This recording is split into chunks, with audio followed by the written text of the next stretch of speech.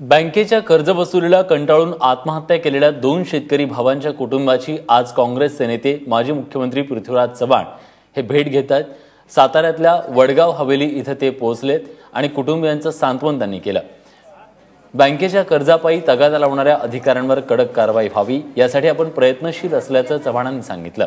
उत्तर प्रदेश प्रमाणे सरकारने कर्जमाफी द्यावी, मात्र त्याला 1 लाखाचं बंधन चालणार नाही, तर शेतकऱ्यांची संपूर्ण कर्जमाफी झाली पाहिजे असं त्यांनी पत्रकारांना सांगितलं। यूपी सरकारने 36,000 कोटीची कर्जमाफी केलेली आहे। त्यामुळे महाराष्ट्र सरकारने 3,500 कोटी 30,500 कोटीची कर्जमाफी करायला काहीच अडचण नाही।